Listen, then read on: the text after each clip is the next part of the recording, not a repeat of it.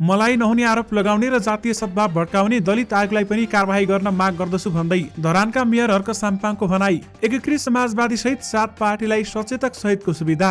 गीत विवादित बनेपछि कमला घिमिरेले भनिन्, छोरी र बहिनी सम्झिएर माफी गरिदिनुहोला। के हो महानगरले ल्याएको काठमाडौँ मेट्रोपोलिटन, यसबारे पुरै जानकारी। धरानका मेयर हर्क साम्पाङलाई कानुनी कारबाही गर्न दलित आयोगको माग। भारतबाट घटेर आयो इन्धनको मूल्य। सर्वदलीय बैठक बोलाउने संघीय संसदका महासचिवको तयारी। स्मार्ट पालिका बन्दै काठमाडौँ महानगर, बालेन शाहलाई ठूलो सफलता। सत्ता साझेदारीमा एमालेको प्राथमिकता, प्रधानमन्त्री आलो पालो, राष्ट्रपति नछाड्ने। मेयर हर्क साम्पाङ र कार्यपालिका सदस्यको विवादमा अल्झिएको धरान के बाहिर निस्किन सक्ला त, यसबारे पुरै जानकारी। नेपालमा डिजेल पेट्रोल मट्टीतेलको मूल्य घट्यो। सोमबार सरकार गठनका लागि आह्वान गर्ने राष्ट्रपतिको तयारी। को बन्ला नयाँ प्रधानमन्त्री, यसबारे पुरै जानकारी। चितवन गार्डन रिसोर्टलाई 3 लाख जरिवाना गर्न सिफारिस। रवि लामिछानेले लिए कडा एक्सन। प्रदेश एकी निर्णायक जसपा सांसद निर्मला लिम्बू। माओवादीले पुस 3 गतेपछि संसदीय दलको नेता चयन गर्ने। 1 महिनामा 60 जना चालकको लाइसेन्स निलम्बन गरियो। बोर्ड विरुद्ध आन्दोलन गर्न भन्दै चलचित्र संघले पठायो देशभरका हल्लाई पत्र। 10 लाखको माया। दोहोरी विवादमा परेपछि कमला घिमिरेले मागिन् माफी। पोखराका पार्किङ ठेकेदारद्वारा 2 करोड बुझाउन बाँकी।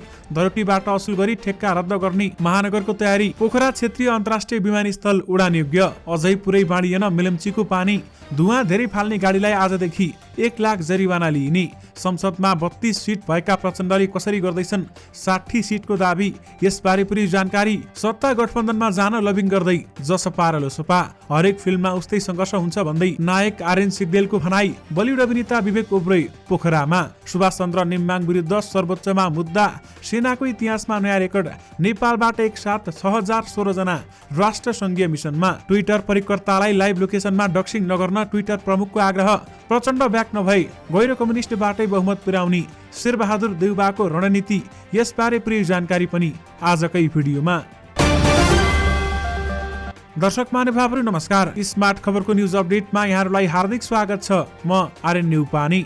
आज मिति विक्रम सम्म 2079 साल पुस 2 गते शनिबार, ईस्वी सम्म 2022 डिसेम्बर 17 तारिक। सदाको चाहिँ आज पनि हामी उपस्थित भइसकेका छौँ। आजका समाचारहरू एकदमै धेरै महत्त्वपूर्ण भएकाले भिडियोलाई अन्तिमसम्म हेर्नुहोला अनि हाम्रो मेहनतका लागि यो भिडियोमा एउटा लाइक अवश्य गर्नुहोला। दर्शक महानुभावहरू पल पलको न्युज अपडेटका लागि हाम्रो च्यानललाई सब्स्क्राइब गरी नजिकै आउने बेल आइकनलाई क्लिक गर्नुहोला। आउनुहोस् दर्शक महानुभावहरू आजका मुख्य समाचार सुरु गरौँ धरानका मेयर हर्क साम्पाङको प्रसङ्गबाट।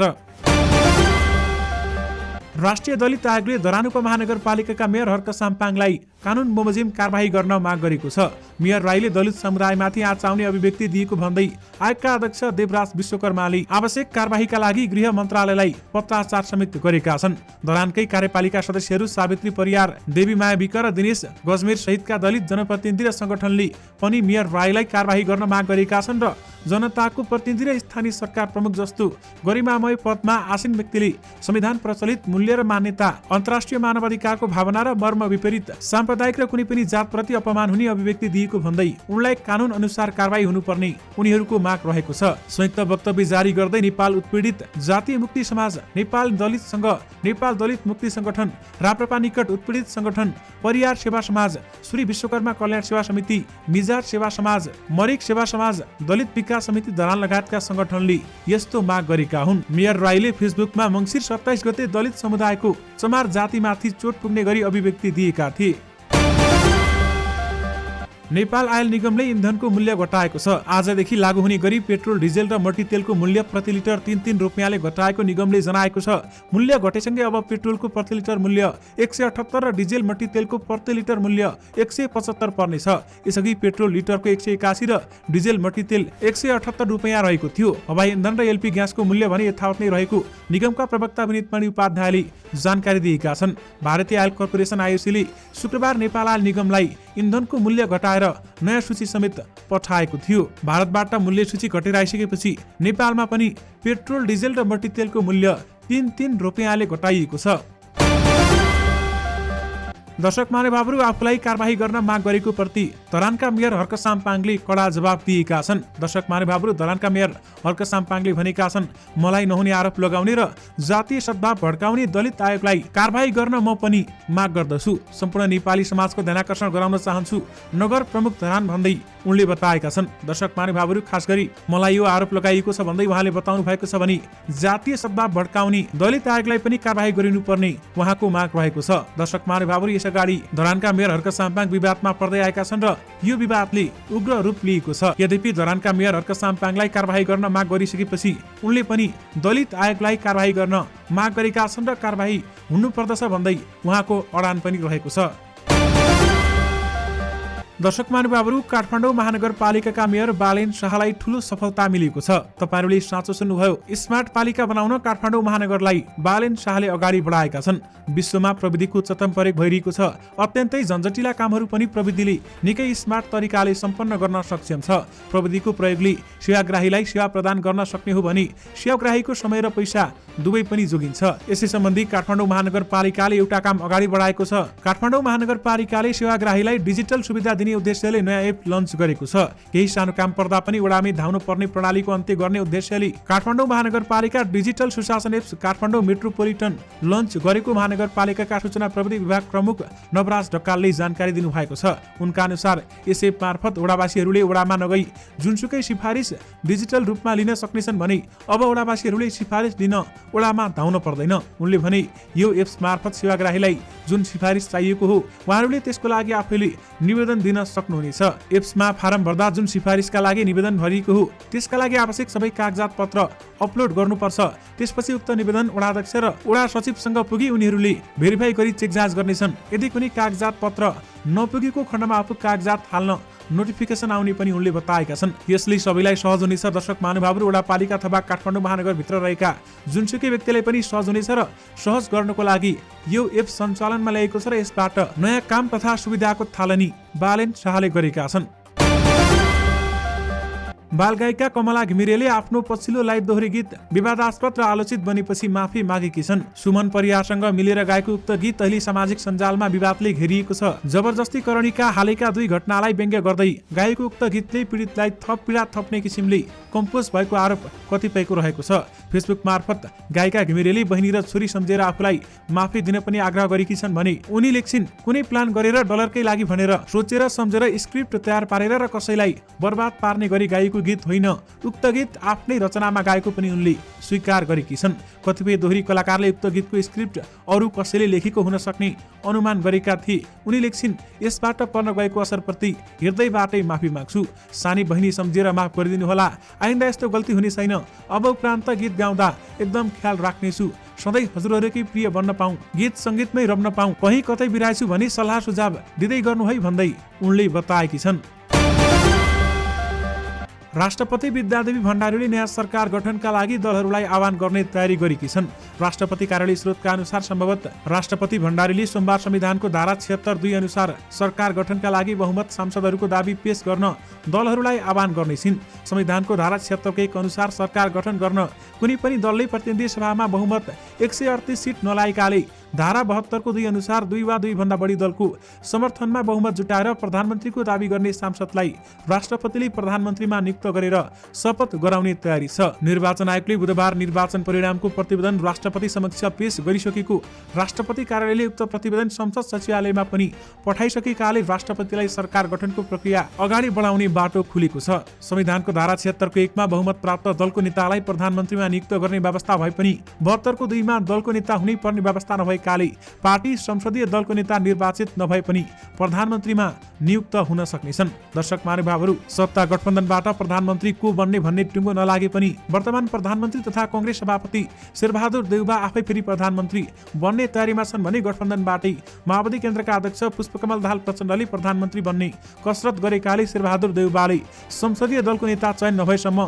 पर्खन भनेका छन्। तर धारा 76 2 अनुसार प्रधानमन्त्री बन्न संसदीय दलको नेता चयन भइराख्न आवश्यक छैन। त्यसैले शेरबहादुर देउबा र प्रचण्डबीच सहमति बनेको अवस्थामा कांग्रेस वा माओवादीको संसदीय दलको नेता चयन नभई प्रधानमन्त्री नियुक्तिका लागि बहुमत रहेको दाबी राष्ट्रपति समक्ष गर्न सक्नेछन् र यदि त्यस्तो गर्न सके उनी नै प्रधानमन्त्री बन्नेछन्। अहिलेको अवस्थामा विशेष गरी नयाँ प्रधानमन्त्री को बन्लान् भन्ने ठूलो विवाद रहेको छ। दर्शक महानुभावहरू रवि लामिछानेले कडा एक्सन लिएका छन्। दर्शक महानुभावहरू चितवन गार्डन रिसोर्टलाई 3 लाख जरिवाना तिर्न सिफारिस गरिएको छ। चितवन गार्डन रिसोर्टलाई 3 लाख रुपियाँ जरिवाना गर्न जिल्ला बजार अनुगमन समितिले सिफारिस गरेको छ। चितवनका सहायक प्रमुख जिल्ला अधिकारी चिरञ्जीवी शर्मा नेतृत्वको अनुगमन समितिले सो रिसोर्टलाई 3 लाख जरिवाना गर्न सिफारिस गरेको हो।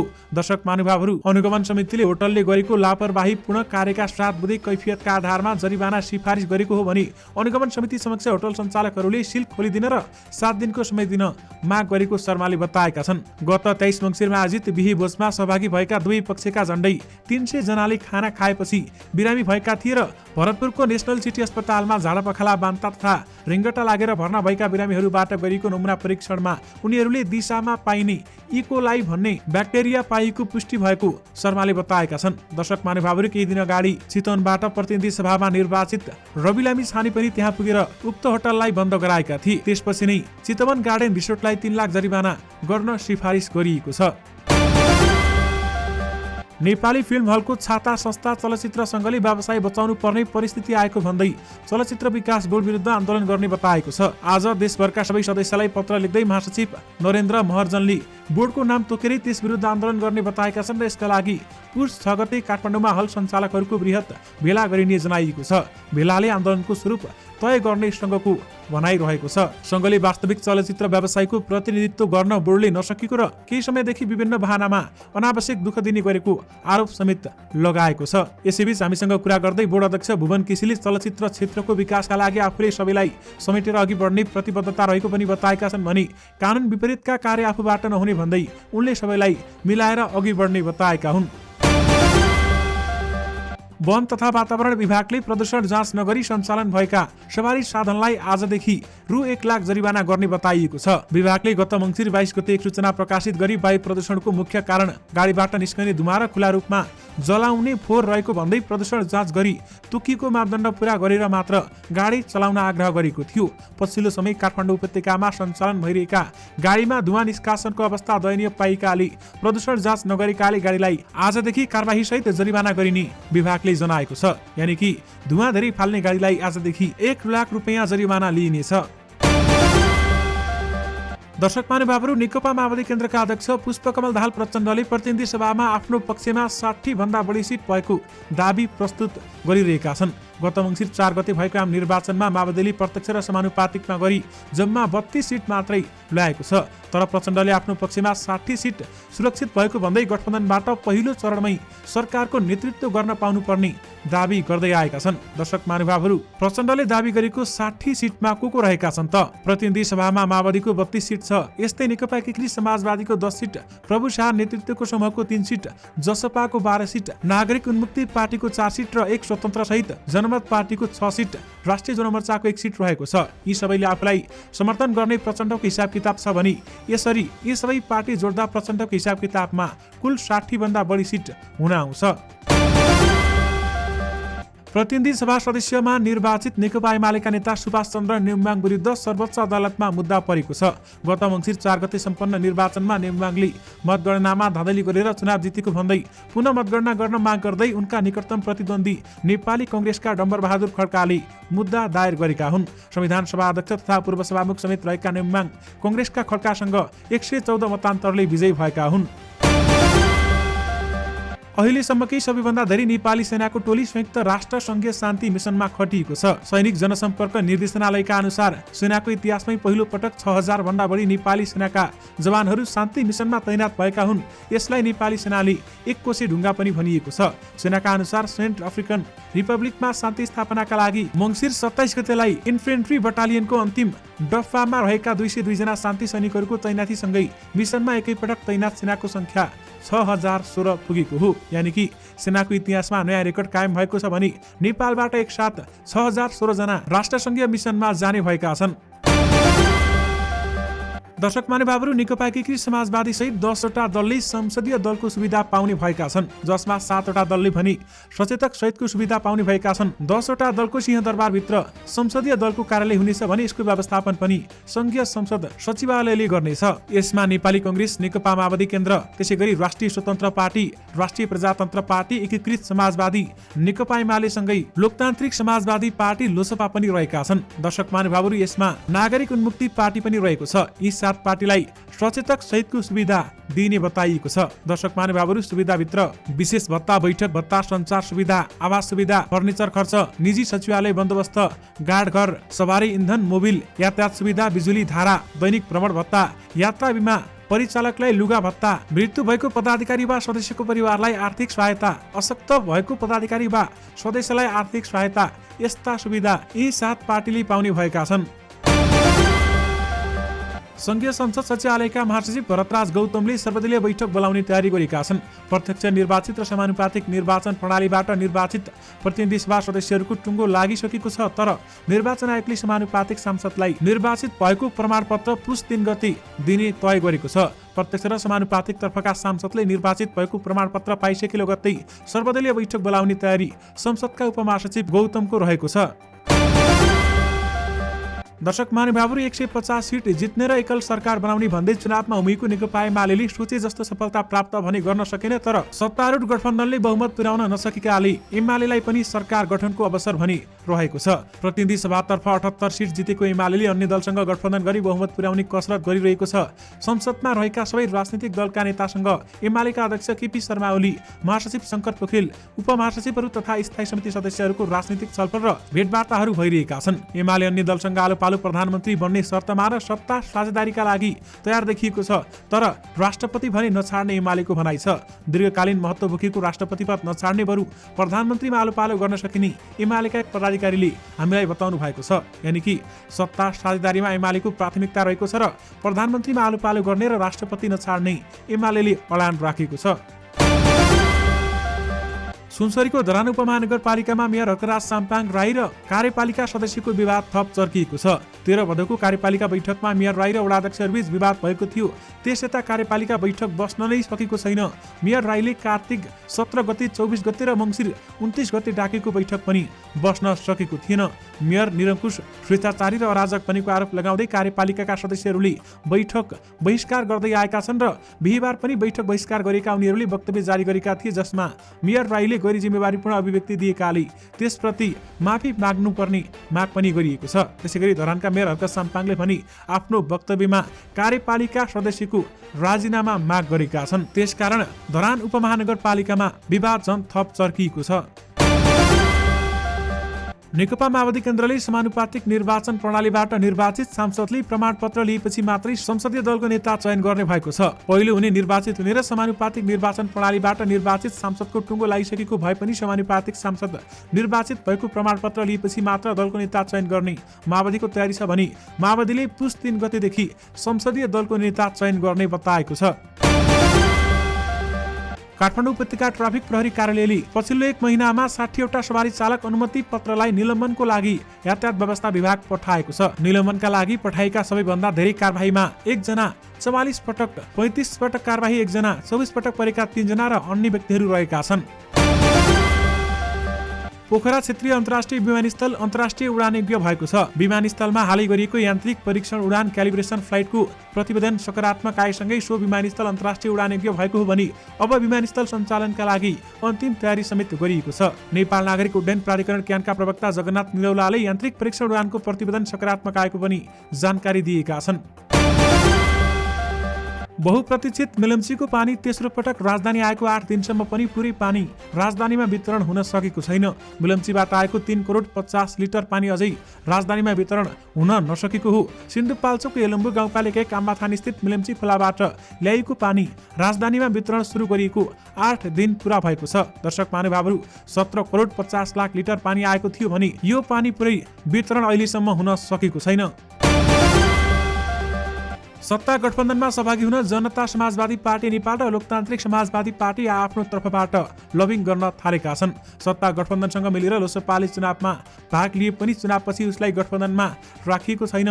उपेन्द्र यादव नेतृत्वको जसपा गठबन्धनबाट बाहिरिएपछि महन्त ठाकुर नेतृत्वको लोसपा सत्ता गठबन्धनसँग नजिकिएको छ। चुनाव सकिएपछि गठबन्धनले बैठक पटक बसे पनि कुनै पनि बैठकमा लोसपालाई सामेल गराइएको छैन। अभिनेता आर्यन सिग्देल सफलताको पर्खाइमा छन्। पछिल्लो फिल्म मार्फत सफलता पाउन नसकेका अभिनेता सिग्देल पुस 15 गतेदेखि प्रदर्शनमा आउने डिसेम्बर फल्सबाट आशावादी रहेका छन्। आज आयोजित पत्रकार सम्मेलनमा अभिनेता सिग्देलले सफलता र निरन्तरताको बारेमा प्रश्न आएका छन्। म कतै हराएको छैन, फिल्ममा अभिनय गरिरहेको छु, मेरो लागि हरेक फिल्म नयाँ हुन्छ, अभिनेता सिग्देलले भनेका छन्। र साथमा हरेक फिल्ममा उस्तै सङ्घर्ष हुन्छ, उसरी नै काम गर्नुपर्छ, धेरै सङ्घर्ष हुने गर्दछ भन्दै आर्यन सिग्देलको भनाइरहेको छ। लाइभ लोकेसनमा डक्सिङ गर्नु भौतिक सुरक्षा उल्लङ्घन भएको मानिने भन्दै त्यसो नगर्न ट्विटर परिकर्तालाई यस संस्थाका प्रमुख कार्यकारी अधिकृत एलन मस्कले आग्रह गरेका छन्। सामान्यतया इन्टरनेट मार्फत सार्वजनिक रूपमा एक व्यक्ति वा संस्था बारेमा व्यक्तिगत रूपमा पहिचान योग्य जानकारी प्राप्त गर्ने कार्य डक्सिङ हो र यसबाट भौतिक सुरक्षा उल्लङ्घन हुने मस्कले बताएका छन्। उनले माइक्रो ब्लगिङ साइटमा साइबर सुरक्षा बढाउनु पर्ने आफ्नो अडान स्पष्ट पार्दै परिकर्तासँग उक्त आग्रह पनि गरेका हुन्। दर्शक महानुभावहरू, मङ्सिर 4 गते सम्पन्न प्रतिनिधि सभा निर्वाचनको प्रत्यक्ष र समानुपातिकको मत परिणाम सार्वजनिक भइसकेको छ। निर्वाचन आयोगले प्रत्यक्षतर्फ 165 र समानुपातिकतर्फ 110 सिटको नतिजा सार्वजनिक पनि गरिसकेको छ भने सबै मत परिणाम सार्वजनिक भएसँगै नयाँ सरकार निर्माणको प्रक्रिया सुरु हुने भएको छ। दर्शक महानुभावहरू, नयाँ बन्ने सरकारको पहिलो कार्यकाल गठबन्धनबाट कसले गर्ने भन्ने विषयमा नेपाली कङ्ग्रेसभित्र दुई मत देखिएको छ। कङ्ग्रेस संस्थापन पक्षले माओवादी केन्द्रलाई पहिलो कार्यकाल सरकारको नेतृत्व दिन अस्वीकार गरेको छ भने दर्शक महानुभावहरू, नेताहरूबीच एकअर्काबीच रस्साकसी चलेको छ। प्रचण्ड ब्याक नभई गैर कम्युनिस्टबाटै बहुमत पुर्याउने शेरबहादुर देउबाको रणनीति भने देखिएको छ। 93 सदस्यीय प्रदेश सभामा सरकार गठनका लागि एउटा सांसद जितेको जसपा निर्णायक छ। बहुमतका लागि 47 सिट चाहिने प्रदेशमा एमाले राप्रपा र सत्ता गठबन्धनसँग समान 46 सिट छ भने सरकार गठनका लागि जसपा सांसद निर्मला लिम्बू निर्णायक हुन्। प्रत्यक्षमा कुनै पनि सिट नजितेको जसपाले समानुपातिकमा पाएको एक सिटमा लिम्बूलाई पठाएको हो। पोखरा महानगरका सडकबाट पार्किङ शुल्क असुल्ने ठेकेदार कम्पनीले सम्झौता अनुसार महानगरलाई किस्ता रकम नबुझाएको पाइएको छ। कम्पनीले ठेक्का सम्झौता भएपछि पहिलो किस्ता बुझाए पनि 3 किस्ता बुझाउन बाँकी रहेको महानगरका लेखा प्रमुख जयराम पौडेलले जानकारी दिनुभएको छ। त्यसैकारण पोखराका पार्किङ ठेकेदारद्वारा 2 करोड बुझाउन बाँकी छ भने धरोटीबाट असुल गरी ठेक्का रद्द गर्ने महानगरको तयारी रहेको छ। बलिउड अभिनेता विवेक ओबराय पोखरा आइपुगेका छन्। नेपालमा सगरमाथा बेस क्याम्प पोखरा लुम्बिनी घुम्ने उद्देश्यले आएका उनको परिवार पोखरा स्थित सराङकोटको माउन्टेन लज आइपुगेका हुन्। माउन्टेन लजमा ओबरायको परिवार एकसाथ रहने बुझिएको छ। अभिनेता ओबरायले बुधबार बिहान पशुपति मन्दिर दर्शन गरेका थिए र व्यवसायी पुनम यादवको पहलमा नेपाल आएका ओबराय चन्द्रगिरी पनि गइसकेका छन्। दर्शक महानुभावहरू, यो सँगै तपाईँहरूमाझ आजका सबै मुख्य समाचारहरू राखिसकेका छौँ। फेरि पनि तपाईँहरूमाझ नयाँ मुख्य समाचारको साथमा उपस्थित हुने नै छौँ। अहिलेलाई भने मलाई बिदा दिनुहोस्। नमस्कार।